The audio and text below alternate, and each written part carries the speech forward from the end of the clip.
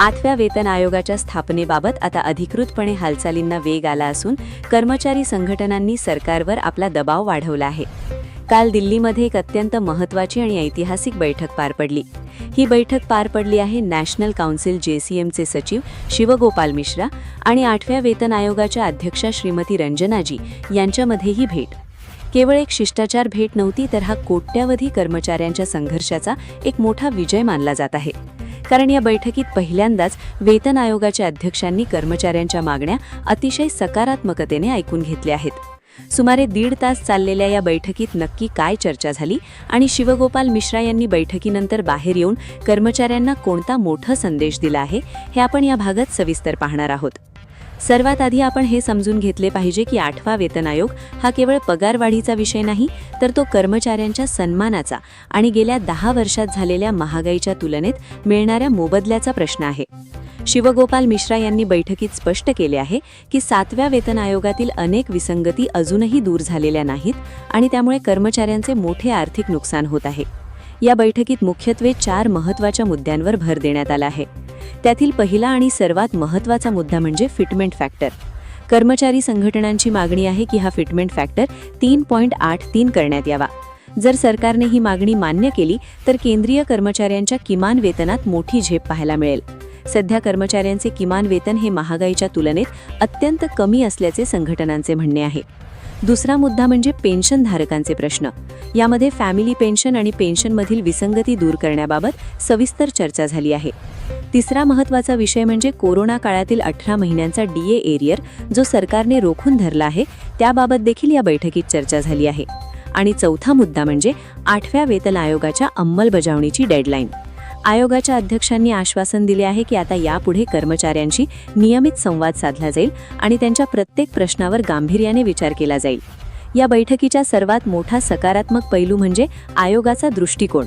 आत्तापर्यंत सरकार आणि आयोग या मागण्यांकडे दुर्लक्ष करत होते, पण कालच्या बैठकीनंतर हे स्पष्ट झाले आहे की सरकार आता बॅकफूटवर आहे आणि कर्मचाऱ्यांच्या मागण्यांना आता वाव मिळणार आहे.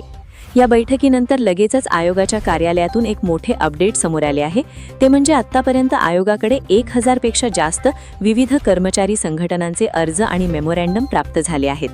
यावरून हे लक्षात येते की कर्मचाऱ्यांमध्ये या वेतन आयोगाबाबत किती मोठी उत्सुकता आणि अपेक्षा आहेत. या दबावामुळेच आयोगाने आता एक नवीन धोरण आखले आहे, ज्याला स्टेट लेव्हल इंटरॅक्शन असे म्हटले जात आहे. याचा अर्थ असा की आता हा आयोग केवळ दिल्लीत बसून निर्णय घेणार नाही, तर आयोगाचे सदस्य प्रत्यक्षपणे वेगवेगळ्या राज्यांमध्ये जाऊन तिथल्या कर्मचाऱ्यांच्या समस्या जाणून घेणार आहेत. त्यांच्या राहणीमानाचा खर्च आणि स्थानिक महागाईचा दर यांचा विचार करूनच नवीन वेतन रचना तयार केली जाणार आहे. ही सक्रियता पाहून तज्ज्ञांचे असे मत आहे की 2029च्या आगामी निवडणुका डोळ्यासमोर ठेवून मोदी सरकार आता केंद्रीय कर्मचाऱ्यांना नाराज करण्याची जोखीम पत्करणार नाही. त्यामुळेच 8व्या वेतन आयोगाची प्रक्रिया आता युद्ध पातळीवर सुरू झालेली दिसत आहे. आपण एका अशा गंभीर मुद्द्याकडे वळणार आहोत ज्याने संपूर्ण कर्मचारी वर्गात गेल्या काही वर्षांपासून संतापाची लाट निर्माण केली आहे.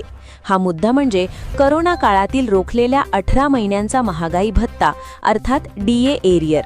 हा केवळ पैशांचा विषय नसून केंद्रीय कर्मचाऱ्यांच्या कष्टाचा आणि त्यांच्या हक्काचा प्रश्न आहे.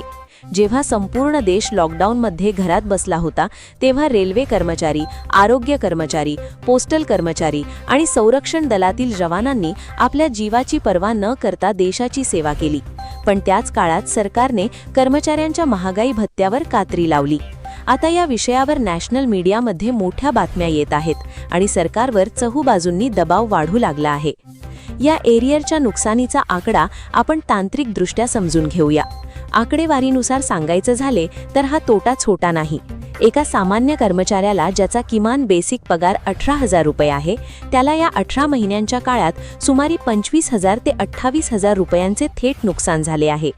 जसा पगार वाढत जातो तसे हे नुकसान लाखांच्या घरात जाते.